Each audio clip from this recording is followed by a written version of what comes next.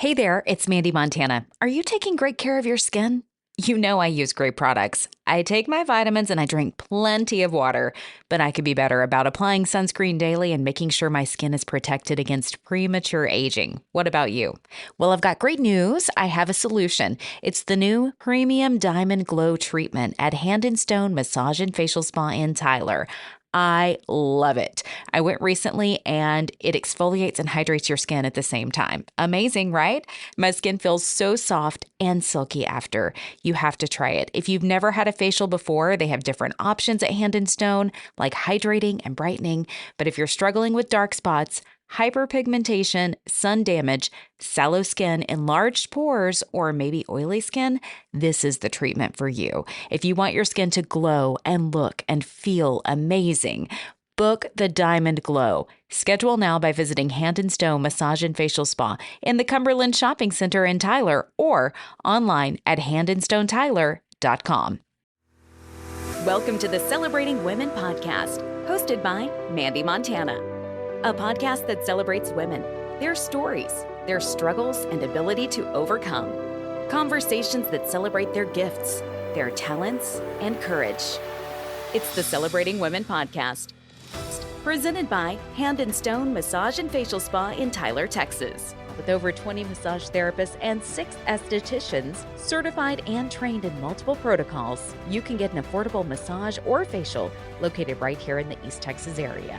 Book your appointment today. Stop by the spa in the Cumberland Shopping Center in Tyler or online at handandstonetyler.com. Welcome back to the Celebrating Women podcast. I'm Mandee Montana with my guest co-host, Kellie Evanstein.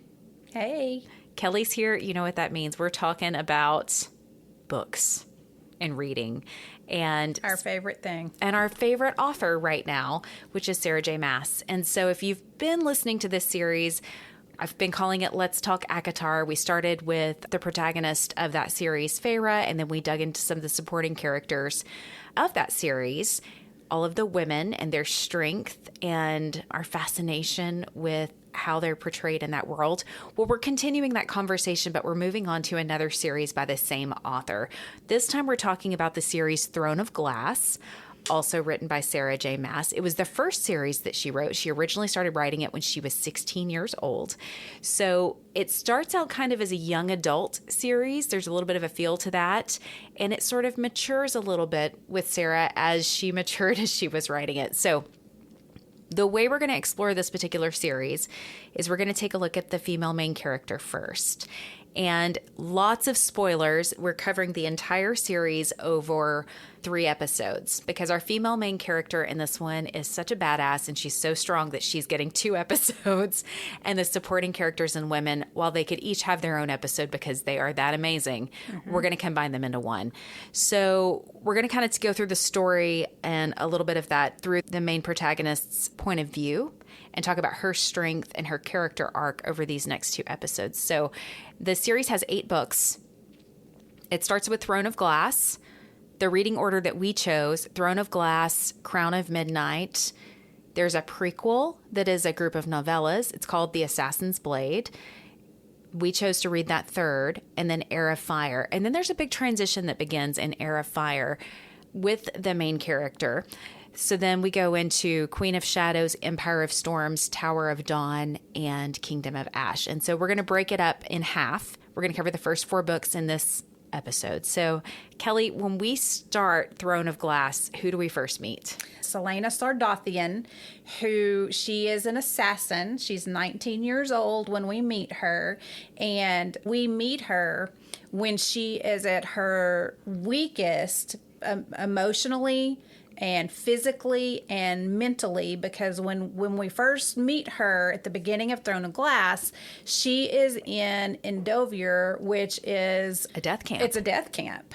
And Mandee and I kind of talked about it, both of us separately before we even talked about it. In our mind, we sort of pictured like a Nazi concentration camp. That's kind of how we pictured it. Like, these are slaves, they're beat, they are not even treated like even they're like humans. Animals. They're treated like animals. They're beat, they're Worse starved, than animals. they're Yeah. just all the things. And so what's interesting, like I said, when we meet her at the beginning of this book, she is at her weakest point, but you can already tell that she has so much strength, like internal. She's got a backbone of steel. Like, to be 19 years old, and here she is in this death camp. And at the very beginning, we see her. We don't really know what's happening, but we know that she's being taken somewhere and she's blindfolded. But even when she's weak and she's starving and she's been beaten, she's still keeping up with where they're going, because that's some of her training as an assassin, is being able to know where you are, even if you're blindfolded, even if you get disoriented and don't know where you are. She's still smart enough and clever enough that she's still able to keep track of where she is. So we start to see that strength. Also, one of the things that they tell us is this place is so bad that very few people live longer than like 3 months. And we know she's already been there a year. Now, this is really like a hardship to healing story from the beginning through the entire series. And it is 8 books. And some of these books are really big. That final book is like 900 pages. I think, Kelly, you downloaded like all the books in one giant ebook. Yes. And it was like 5,000 pages or something like that. Yes. It's considerable. But I will tell you, it's such a compelling story that you won't want to put it down. It's a page turner. I absolutely love it. So there are lots of elements of different fantasy series that I felt appeared in Throne of Glass. Other series that I love and appreciate, like the Harry Potter series, because you see the characters going through such hardships at a young age, and then going through these trainings and developing skills and going through these various challenges in hopes of a better world, because there's a big bad villain at the end, right? Yes, and we meet, always a villain. We meet some big bad villains along the way in this series too. And they're just as interesting as the heroes, which is another reason why I like this series so That's much. why I love this author, because she makes the bad guys almost as interesting, and sometimes as interesting as the good guys or good women. Yes, yes. And so many strong women in the series. So the reason the prince has pulled her out, he's there with his captain of the guard. They're about to go through a series of trials at the castle in hopes of finding a king's champion. Think Hunger Games. Yes. And the king's champion essentially is going to be like his assassin, the king's assassin, to do his dirty work for him. They don't call it that. They're calling it a champion. They're putting, lipstick on a pig here, but this is what we're doing. And so the prince has heard tell of Celaena. She is Otterland's assassin. She's kept her identity hidden really, really well. Most people don't know that she's a woman, and they certainly don't know she's as young as she is. So the prince and his captain are surprised to find that she is a 19-year-old female, but she is known as the top assassin in this world, and especially in Otterland, where they're from, the country of Otterland. So they take her to the castle, and through the journey, there's some interesting things that happen. We learn some more information and background, but once she gets to the castle, it's interesting because she starts to train physically first. And we see in her character development that that's a really important thing, because she's been through hell physically since she was a child. And we're going to get into more of that later. But she starts training with the captain of the guard and starting to develop a sort of friendship and trust with him. Which we'll learn as we talk through, some of the things that she's been through. Trust is very difficult for her. So being able to cultivate this friendship and tentative trust is huge for her. Yes, and she starts to develop it a little bit with the prince too, but primarily her interaction is with the guard, as he's training her to go through these various challenges. And it's kind of like Kelly said, think the Hunger Games. Also like, at the end of Harry Potter, whenever he's facing these various challenges before he encounters Professor Quirrell, it's kind of like that. There's like a poison challenge that the assassins have to go through. She has to archery scale a wall, challenge. archery challenge. And she's the only female. And she's the only in female this challenge. And she's also not there as Otterland's assassin. Everybody thinks she's a jewel thief. Yes. She's going by another name, Lillian Gordana. And, she's pretty isolated. Because they know she's an assassin, they're keeping her away from all of the other nobility. And they don't want them to know who she is, because everybody in Otterland has heard of Otterland's assassin. And they don't want anybody to know that that's who is in this trial. Right. And so she starts to interact with very few people. She does interact with Princess Nehemia that's there visiting from another country, Ilway. Kind of, how would you say, almost like an ambassador. Yes. To have some better interactions with the king. And as we go through the series, we see some really important things out of her. But this first book really is all about that competition. Yes. And we start to see some supernatural elements that we are unsure of.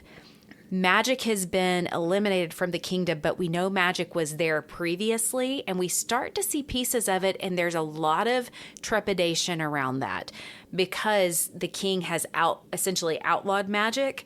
Everyone is very aware and afraid of anything supernatural that starts to happen. And we do start to see some of that really comes to a head at the end of that book. Whenever Celaena goes through all of these trials, we come down to a pair of duels. She fights in the first duel, and then the final duel is when the supernatural starts to happen. Yeah, and because all magic has been outlawed, but what we're seeing is a magic that's so old that you're still able to access it even with all the other magic being suppressed. So the guy that she goes up against in the final trial, his strength has been enhanced through this old magic because he's been, how do you say, like he's got a demon in him. He's been possessed. He's been possessed, by some of this old magic and this demon. And so she should not be able to defeat this guy. I mean, he is 3 times bigger than she is, 3 times stronger than she is. And if he were human, she could easily defeat him, but he's taken on all of the strengths of these other champions that were in the trial that he's murdered. Yes, to get their strength. Yes, but she does defeat him in the, I mean, it was a very difficult trial because she's having to face some of this magic that it's like memories because she starts seeing all of these like visions, and so it's very difficult.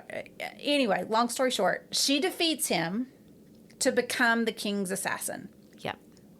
So, but there was just some weird things where you're starting to see, okay, things are not what she has a they glowing seem. mark on her head. Yes, like there's just these things that you know are important, but you don't know why they're important. We'll find out later.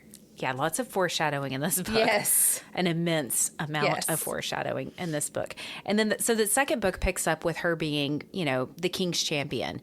And essentially, he's giving her a list of people that he wants knocked off. And as she goes through, that's kind of where the second book opens up, is she's on a mission from the king, and she's prepared to kill this noble. And when she gets there, things aren't quite what she thought they were going to be. And she begins to make some interesting choices. And as the book progresses, the king gives her additional targets. And she learns that these are actually really good people. Yes. And that something's not quite right with the king. And so she starts helping them fake their deaths and allowing them to escape, but showing proof of other dead bodies to the king. Yes. So that, it looks like she's doing her job, but she knows something's not right. And the second book, I feel like, is really an opportunity for us to start to understand this ancient magic that we started to see in the first book.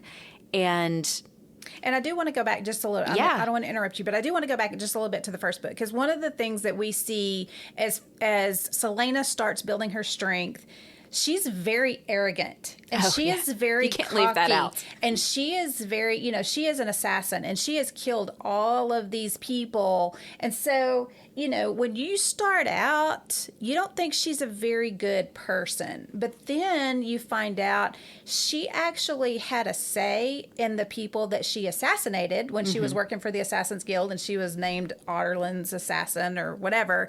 And we find out that she did not assassinate anyone that wasn't a bad person.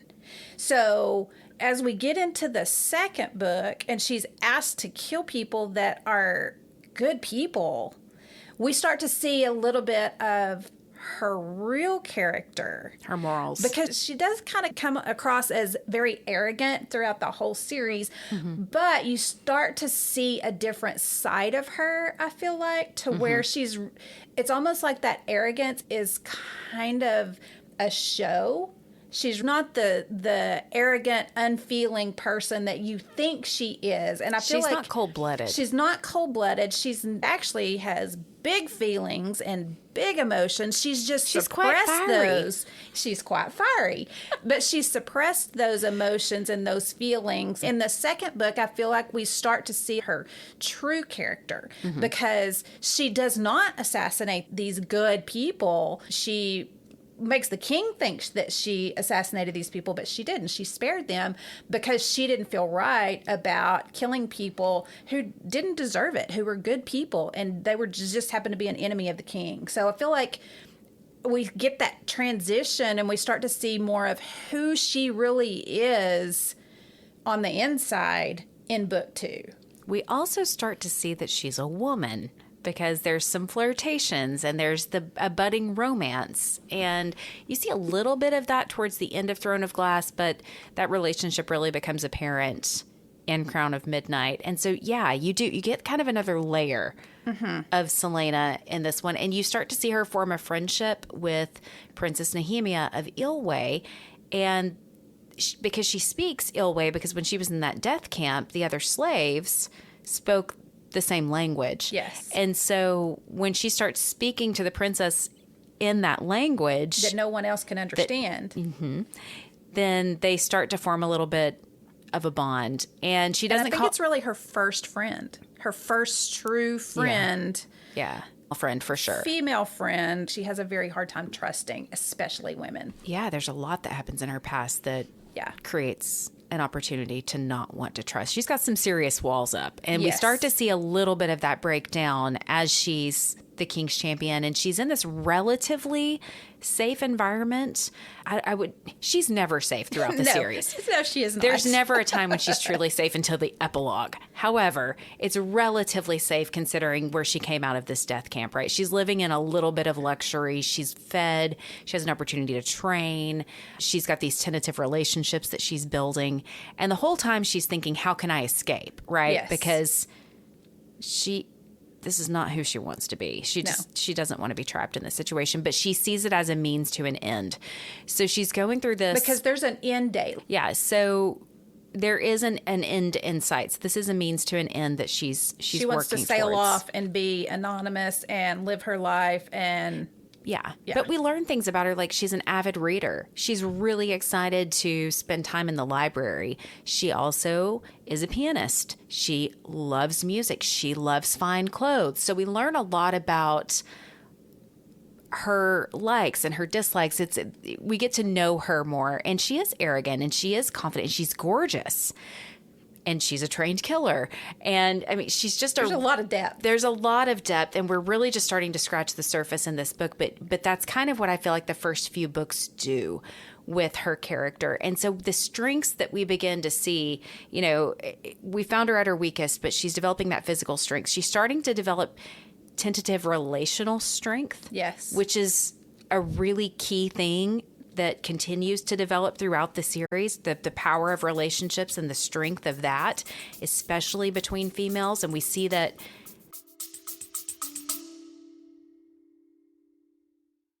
Hey guys, it's Mandee. You know I love Hand and Stone Massage and Facial Spa in Tyler, and one of the things I love the most is they're always doing new things. And I recently tried their new sports massage, and I've got to tell you, it's incredible. So I'm active and I'm always focused on wellness, and this is just one more thing that I am adding in to my routine because now I'm hooked. They use the Theragun, which of course is going to help increase blood flow to certain areas and muscles that might be sore or tired or need attention, but you also get to add on another upgrade. Whenever I was there, I chose to go ahead and do the cup gliding as well as the hot stones. They work really well with the Theragun, maybe like a triple threat. Definitely ask for it the next time you go in to Hand and Stone. Ask about the sports massage. You can book your appointment today online at handandstonetyler.com, or you can stop by and see them. They're located in South Tyler in the Cumberland Shopping Center. we're going to see that as a big theme as we move through and we get to the end of this entire series, that strength of those female relationships, because there's some power there. And it really starts with this Princess Nehemia, and you see it contrasted nicely with another noble woman that's in the castle, Celaena Rompier. And when we first meet Celaena, she is also arrogant, but she's very insecure. Very spoiled. Very spoiled. All she wants... Very jealous. ...is to have Prince Dorian's attention and to become the next Queen of Otterland. That is her MO. That's goal it. in life. That is the goal. That is the only thing that matters. And she's willing to do, anything to get there in the first book. And at the end of the first book... Well, and Celaena, we talked about when Celaena was going through this trial and she got to the last trial, part of the reason why she almost lost is because Celaena poisoned her, which is what caused the visions, and it caused her to be dizzy, and it caused her not to be able to fight at her full capacity, and she almost lost because Celaena poisoned her because she saw her as a threat for the prince's affections, and she was being manipulated by a higher power, which we'll get into later. But it's an interesting contrast that I think I'm just seeing in this conversation with you at this moment of Celaena having these two females as potential rival or friend, and she becomes friends with Princess Nehemia, and of course Celaena saw her as a rival, and so that created the discord that was between them. And Celaena, we're going to get more into that in that final third episode within this series. Yeah. I love this so much. There's so much to talk about. It's hard for me to keep it.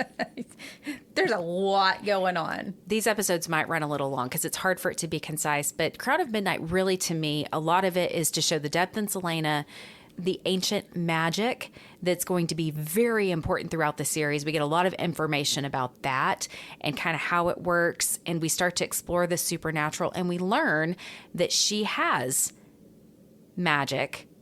Yes. And we learn that Prince Dorian has magic. And we're able to see them through the use of this very ancient magic, these word marks, that Princess Nehemia happens to know all about. So she becomes kind of that Yoda, that guide. That's teaching Celaena about it. And then, tragically, we lose Nehemia. Yes, which really sent Celaena into a tailspin. So she had been creating this romantic relationship with a character named Chaol, which is the captain of the guard that was training her for the competition. And she blamed Chaol for Princess Nehemia being assassinated, basically. And she almost killed him because she was so distraught and enraged by the fact that her friend... One of the things you'll learn about Celaena is she does not like herself very much in the beginning. And she feels like she is a weak person, and she does not feel like she is a good enough person to be able to, do good and be the hero of the story. She saw Princess Nehemia as this beacon of light and hope for a better world, and she did not ever see herself in that role. So not only was Princess Nehemia like a very good friend of hers and the warrior princess, and very strong, and I don't want to give all of it away because then we won't have anything to talk about in our third episode in the series, but she was that beacon of hope that Celaena had. And so for her to be assassinated in the way that she was very traumatic for Celaena. And she sort of lost it for a little bit. She did lose it. And we really see that as kind of a jumping off point into the third book, because she is so angry with herself. She's angry with Chaol. She's angry with this whole situation. And there's these rebels that are trying to look for a lost princess and that are trying to potentially unseat the current king, who is a bit of a tyrant and who has been conquering all of these other nations like Ilway, where Princess Nehemia was living. And so Celaena has begun to interact with these rebels, and the king was wanting to squash the rebellion. Yes. And so some of these people could have potentially been targets. So she's sort of been interacting with all this. But when Nehemia is killed, it sends her into such a tailspin that she decides she wants revenge. And she is going to find out who killed her and bring them to justice. I mean, she's like Batman. She's going after them. She is going full badass. She is. It gets really serious. And so she finds the person who actually did it. Happened to be somebody that she competed with in the competition, and she brings his head to the king of Otterland. And because, we're still under this false impression and we're playing this game with him that he wouldn't have anything to do with the death of the princess. Right. So she brings the assassin's head in, and then as it turns out, there's somebody else behind it too that she ends up killing, and she does it in front of Chaol.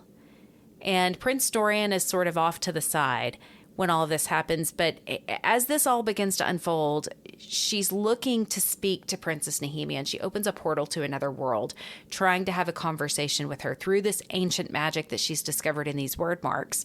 And she just really is trying to figure out, how can I bring her back? How can I bring that hope back? And it all goes terribly wrong. Yes. And we learn that she's a fairy. As she steps into this other realm, she shifts into a fae being. Yes. And Chaol sees it. Quite shocking. He thinks of her as a monster. Yes, and a terrifying one. And so all of these things are starting to happen, and we're beginning to see that this is a lot deeper and more complex than we had first thought. This is not just this pretty little girl who's a trained assassin. Right. And we get thrown into, okay, if she's a fairy and if she's a monster, what's going to happen to her? And as angry as Chaol and Celaena are with one another, he realizes he's got to get her out of the country or she's going to die. Yes, because if the king finds out who and what she really is, she will be toast. She will be toast. So he concocts a plan to get her to another, to get her on a ship to go assassinate another royal family that could potentially be rebellious in another country called Winland, where magic is still alive and where fairies are still living. Yes. The fae are still alive and well. And so he's thinking, okay, this will be the best place for her. And that's kind of where we see the end of Crown of Midnight. And we head into the third book, which is called Heir of Fire. But if you follow our reading plan that we followed after you finish book 1 and book 2, then you read Assassin's Blade, which is the prequel novellas. So we want to take you briefly through Assassin's Blade because it gives you a little bit more of a glimpse of Celaena's past before we meet her when she's 19. And before we start talking about specifically about Assassin's Blade, we do find out that her parents were killed when she was 8, which is... we've talked about Sarah J. Maas and how complex her characters are, but it was just funny to me that when we talked about Farah and how strong she was even as a child, and she had to take over for, she was kind of the leader of her family starting when her mom died when she was 8 years old. And it's the same thing. When Celaena's parents are killed, she's 8 years old and she's having to navigate the world at age 8. So I thought that was kind of interesting. So the Assassin's Blade it's these individual stories. They are kind of like in chronological order, but they're broken up into separate stories. So it's the assassin and the pirate lord. And so we see Celaena interacting with another assassin that she works with, Sam Cortland, and they've been sent on this mission by the head of the Assassin's Guild, Arab and Hommel. He has sent them to negotiate with a pirate to bring home some slaves. Yes. And this is where you see another layer of Celaena where she's like, slavery is not okay with me. So we're going to free all of these slaves, Sam Cortland. And he's like, wait, what? That's not why we're here. Okay, you're gorgeous and I think I might like you. So yeah, we're going to do it your way. Yeah. And then all hell ensues. And they make it back. They free the slaves. And when they get back, we see Sam and Celaena punished brutally. Brutally punished. Celaena is beat I mean, brutally beat. Almost to death. Almost to death in front of Sam. And then she's shipped off to the Red Desert, where we see her again in the Silent Assassins. Yeah, we see. I can't remember what the name of the title is, but yeah, she's there in the Assassin in the Red Desert or something like that. Yes. And so she goes out there to work with the Mute Master, and the Silent Assassins, and I can't think of where it is they are, but it's in the Red Desert. Yeah. And, going back to the pirate, his name is Rolf. Yeah, we see him again later. And we're going to see him again later. And even though we're talking about women, it's kind of important that all of these people that we're meeting in Assassin's Blade, I think this is why the Assassin's Blade is so important. And that you read it as book 3 as opposed to book 1, even though it's a prequel. You need 1 and 2 to understand who Celaena is. But the Assassin's Blade is so important because you get to know these characters that Celaena meets when she's young, and they have a big part in her future, which we'll talk about. But it's so important that you read Assassin's Blade after you kind of get to know Celaena. But Rolf is one of them, so I wanted to make sure you knew his name because he's a very important character that we're going to see later. But anyway, she's in the Red Desert. While she's there, she meets another girl that's studying with the Silent Assassins. Her name is Ansel. And she befriends this person, and she never really had a female friend. We talked about Nehemia a while ago, about that was her first kind of real friend because she had trust issues. Well, part of her trust issues come from Ansel of Briarcliff is her name, and they got to be really good friends. They roomed together, all these things, but Ansel was always just a little bit jealous of Celaena because she had been there for a really long time and was constantly wanting to train with the master, and Celaena only had a month, and she had to have a letter of recommendation from the Silent Master to take back to Erebin. And so very quickly after she got there, but then Ansel had some other issues that she was dealing with as well. Yeah, she had some power issues and lack of parental upbringing and some other pretty crazy things in her past too. And so she's manipulating the situation to try to get the most power and sway and gain the most that she can to survive in this crazy world. And to get back to her home. Yeah. To, build her own army and become queen of her so she makes world. Some, what you might call bad decisions. And in the end, she's betrayed the Silent Assassins and betrayed Celaena. Not entirely Celaena, but pretty darn close. Like she did try to save her. She did try to save her. By getting her away. Yes. Before the people that she sent to kill the Silent Assassins came in. Correct. And so Celaena sees this element of mercy, and as angry as she is and as wrong as she knows Ansel is, she tells Ansel she's going to kill her. And again, this plays an important part later in the series, as we do later see Ansel return. Because Ansel knows. She knows she was spared. She knows she was spared because she had an extra second. If Celaena had fired the arrow when she said she was, it would have hit her. Yeah. And so the arrow hit right behind the horse. Ansel. Yeah. Yes. And this betrayal is a lot of why Celaena, she's always had trust issues, but this was her first friend. And that solidified, she just does not trust people. Especially women. Yeah. Yeah.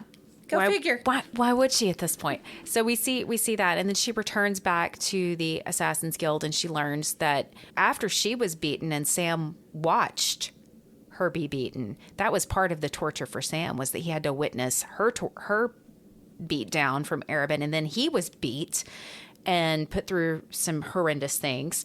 And then what's the next one that we see? Healer. No. She goes to the healer before she goes to the Red Desert. So I missed one. Yeah, on her way to the Red Desert. On her way to the Red Desert, she meets somebody very important. Celaena meets a healer that is acting as a barmaid in Inish, which is a port town. And this healer is trying... And she's stuck here for 2 or 3 days waiting for the ship that's going to take her over to the Red Desert. So that's why she meets this barmaid. Yes. And so she's stuck and she's pissed off and she's angry and she's beat up, she's bruised. Yeah. All the things. Yeah. And the healer's like, what is going on with this bruised and battered woman who looks angry and like she was boiling for a fight? Yes. And so she's kind of keeping her distance and she's very observant and she's pretty wise for her young age. And she's been sort of trapped in this port town for a long time because she doesn't really have enough money to go where she wants to go. And the guy that she's working for keeps lowering her wages and raising her rent to keep her there. And it's just kind of a mess. But she's trying to get down to this center of healing and learning, the Torrey Chesme in the Southern Continent, because she wants to become a healer, a professional healer. And when she meets Celaena, she offers her some salve and they have some bit of interaction. Well, just before Celaena leaves, Irene is put into a dangerous situation where some bad men are about to attack her and Celaena prevents it from happening. And not only does she prevent it from happening, but she takes a moment with Irene and says, hey, you need to learn some protect skills. Yourself. Yeah, there's some simple defense things that you can learn and I'm going to teach you. Well, right after she teaches them, she puts her into a controlled, dangerous situation. Yes, because these dangerous guys come back to try to attack again. Mm-hmm. And Irene is able to defend herself and get away. And you can't see me, but I'm doing air quotes, pass Celaena's test on being able to defend herself. Yes. And then Celaena gives her a gift and says, hey, the world needs more healers. Here's some money. Here's a brooch. Get yourself to the Southern Continent. But she does it, she doesn't hand it to her. She leaves it as a parting gift. While Irene is cleaning up, she leaves it on her bed and then leaves. So Irene gets it and isn't even able to thank her or acknowledge the gift in any way. Doesn't know her name, doesn't know anything about her, just this kind stranger who helped her and then gave her money and left her a little note. The world needs more healers. And that became a very important, almost talisman for Irene because she kept that note in her pocket. And we're going to find out more about Irene later and why she's important. But just this interaction, and there's a little foreshadowing there that foreshadowing. She's going to be important later. Yes. So she's a very important character for Celaena. So we've got 2 more of these small novellas within the Assassin's Blade. We've got The Assassin in the Underworld and The Assassin in the Empire. And through these other 2 stories, we see that she develops a courtship with Sam and that they fall in love and they're trying to get out of the Assassin's Guild and go be on their own. And then this just all goes horribly wrong. And we see Celaena lose another person that's important to her at a pivotal point in time, and then this is how she ends up in Endovir, in the death camp. And so it really gives you this depth and breadth of her character, but it also introduces some important players that are going to show up later in the series. And we learn a little bit more about those years of her becoming an assassin. And because her parents were killed when she was 8 years old, and she was found by Arabin, who is the head of the Assassin's Guild, and he's trained her since she was 8 years old to be an assassin. And so we find out a little bit more about all she was exposed to and what all she was forced to do at a young age. I can't even imagine some of the horrific things that she was exposed to and had to do when she was 9, 10, 11 years old. And it's interesting because some of this is sprinkled out through various books and some of it isn't packed into this novella, but we learn that she made her first kill when she was 10 years old. Yes. Arabin makes her break her own hand to get out of shackles and learn to withstand that pain.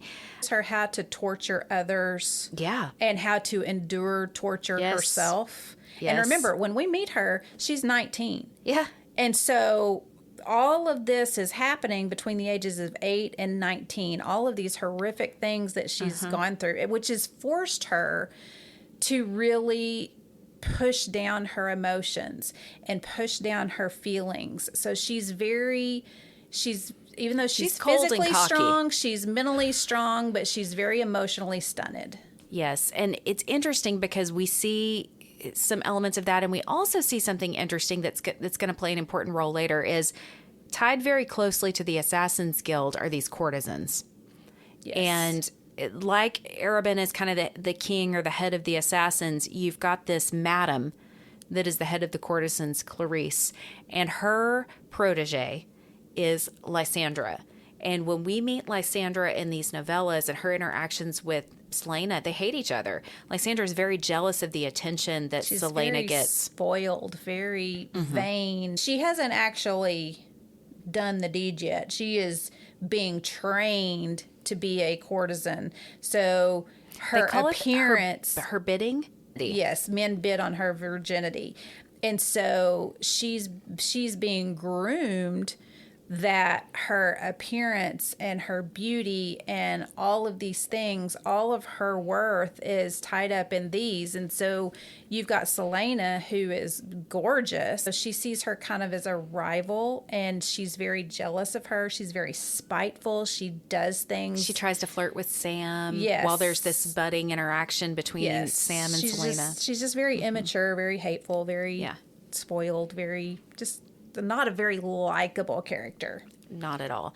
And so that's really what we see is all of this background, all of this foreshadowing, all of these various people that play important roles in Celaena being the person that she is when we first meet her in Endovier, but they also play important roles later in the series. It just seems random how we're being introduced to all these characters, but boy, when they wrap it up with a bow at the end of the series and you see how incredibly important all of these characters are that they've introduced early in the series, and they come back later in the series and they play such a huge role. Yeah, it does. Lysandra's one of them, because I will tell you, we just described her as this horrible person. She ends up being one of my favorite characters. So hang tight. We'll get more on that later. There's a fair amount of really strong and interesting character arcs. Yes. Beyond just what we see in Celaena in these books. And even though they feel really random, those are quick and fun reads too. Yes.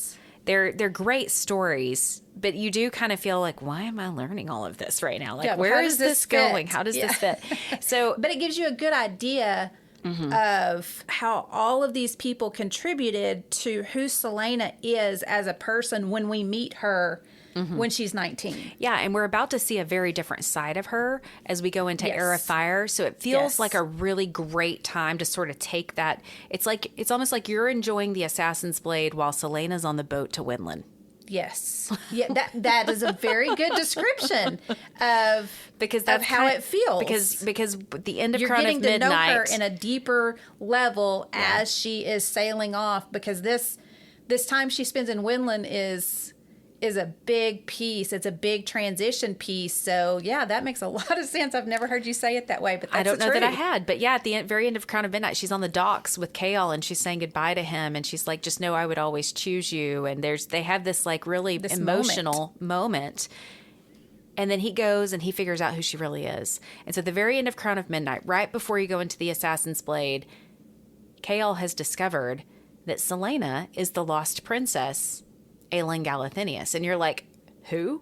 What? What? Who is this? Why is this important? You've kind of heard a little bit about this random lost princess from the Rebels, but you're like, wait, what? But you never get, like, even when she's brought up, Celaena never has any kind of reaction that makes you think that she is this lost princess, Aelin Galathynius. Like, she doesn't react in a way that would... Oh, she's detached herself completely from that part of herself. Yeah, she has. And so she gets on this boat, she sails across the sea to Winland, and when she gets there, she's like, well, I'm supposed to, like, murder my cousin. And she sees him, like, marching through the streets while she's getting drunk on a rooftop. And his people love him. His people love him, and she's just like, this is just, what the heck am I doing here? I don't even understand. But there's this bird, there's this falcon that's, like, hanging out with her on the roof, and she doesn't really know what's going on. And then she's in a dark alley, I think, when the falcon shifts into a fey male.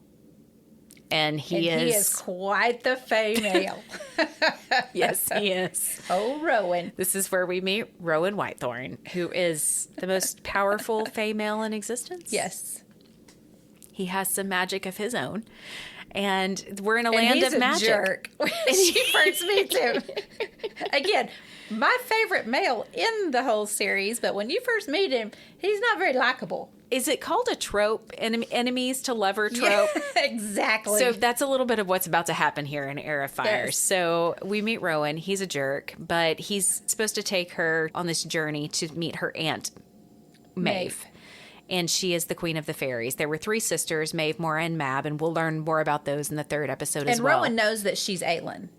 Mm-hmm. He knows who she is. He knows who she is. He's got her number, and Maeve is wanting to see her, and so it's his job as one of Maeve's warriors to retrieve Aelin and bring her to meet her aunt. And he's blood sworn to Maeve, meaning he has to do her bidding no matter what. Correct. So they're on this journey. They're going through the woods, and there's all kinds of things that happen, and she's kind of testing the waters and pushing boundaries, and he's like, could you just act You're like a jerk, and I don't like you. Yes.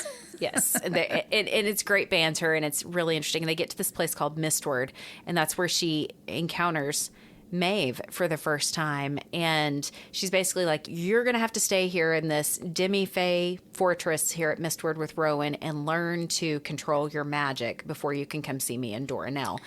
And Aelin's there for answers. Yes, or because, Celaena. I mean, you start to learn about before her parents were killed. She was this little girl that had this fire magic that everybody was afraid of because she couldn't control it.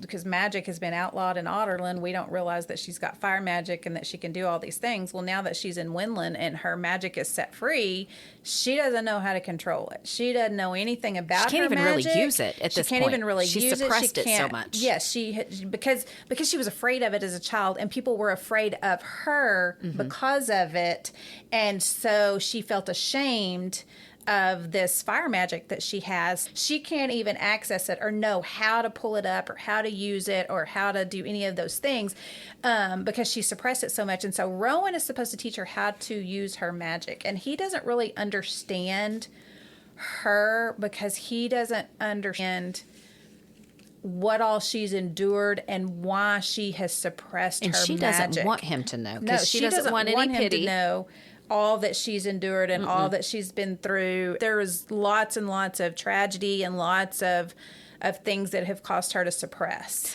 So it's interesting because we go to this like master and apprentice situation with the 2 of them. So not only is he like trying to get her to use her magic, well, she can't. And I mean, I on some level, is she trying? I think so, but he doesn't think she's trying.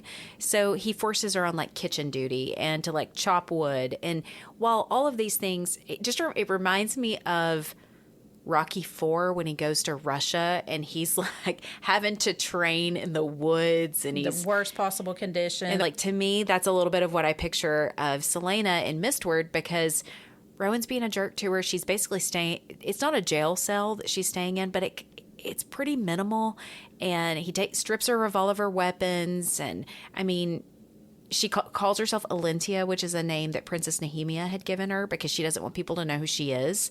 Like, she is not accepting that she gets very angry when he calls her Aelin, and to him, she's wanting to be Celaena, but she's telling everybody else she's Alintia. She just doesn't want her identity to be known whatsoever. And she's really struggling. And so we see her again at another weak point. This time, it's more of a breakdown mentally and emotionally. Yes. When she's at Mistward. And Rowan really has her number. And she's not used to that. And she's certainly not used to anybody being able to physically best her. And he can. And he can because he is... Fae. Yes.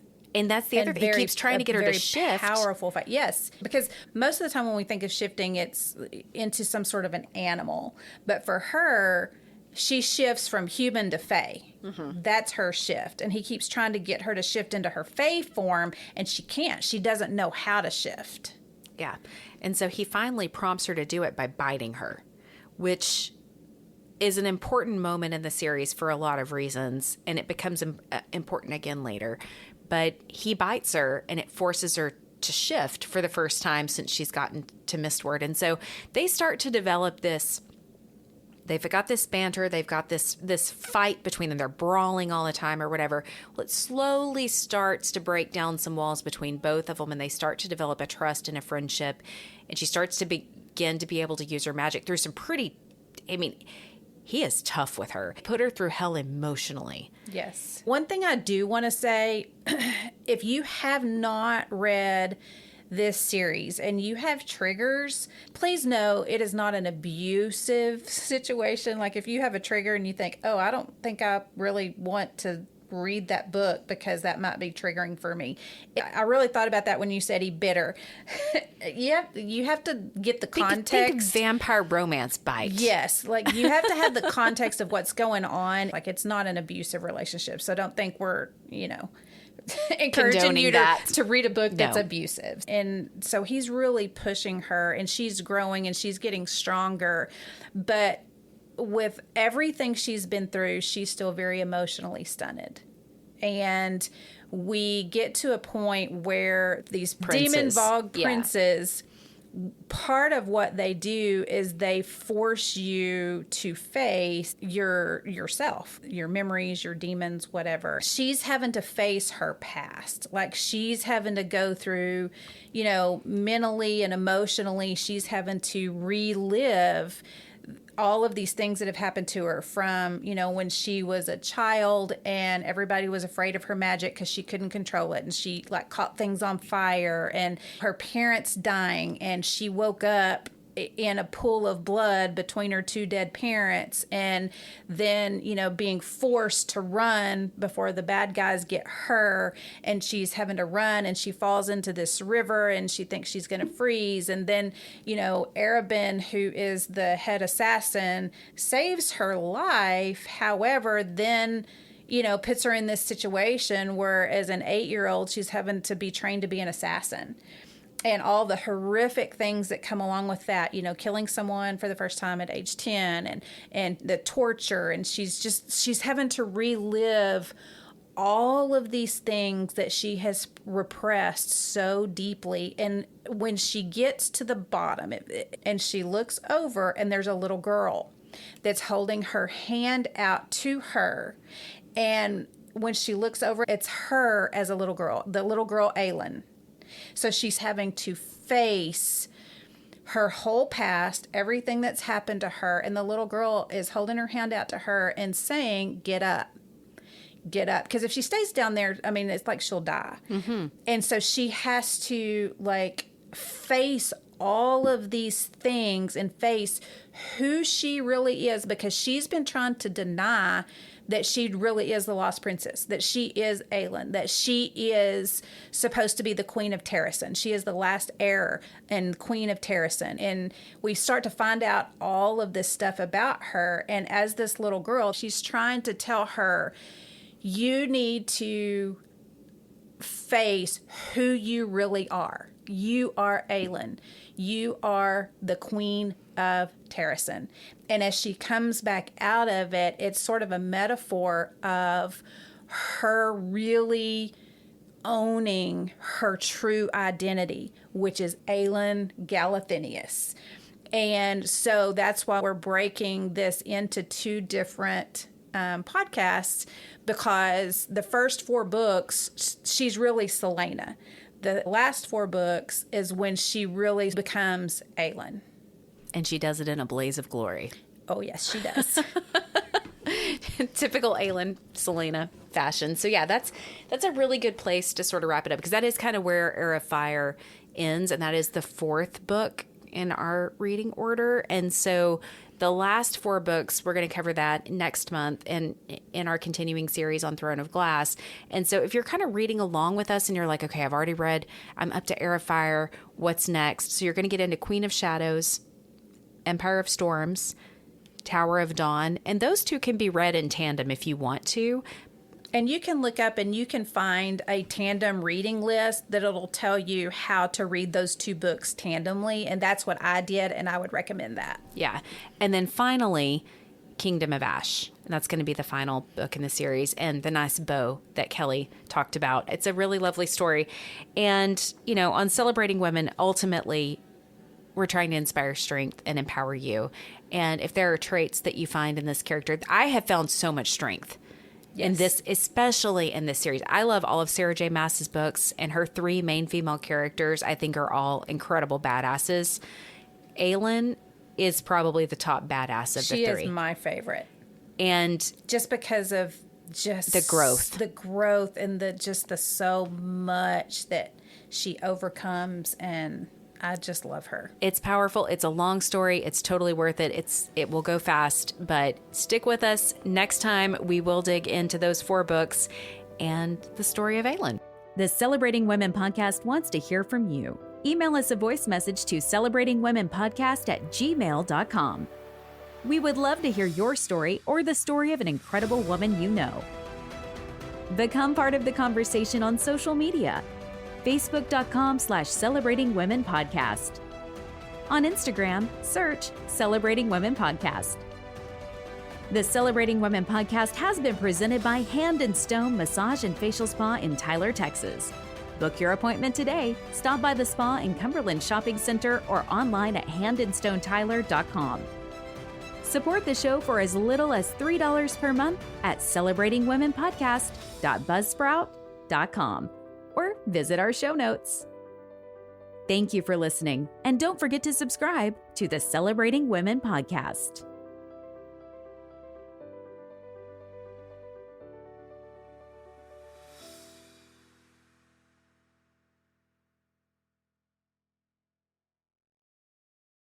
Hey guys, it's Mandee. Have you been struggling to lose those extra pounds? Oh, I know. I have totally been there. An extra 15 to 20 pounds can totally creep up on you in perimenopause, or at least it has with me. And I think I found it early. I hope it's not happening to you. But if it is, I've got the solution.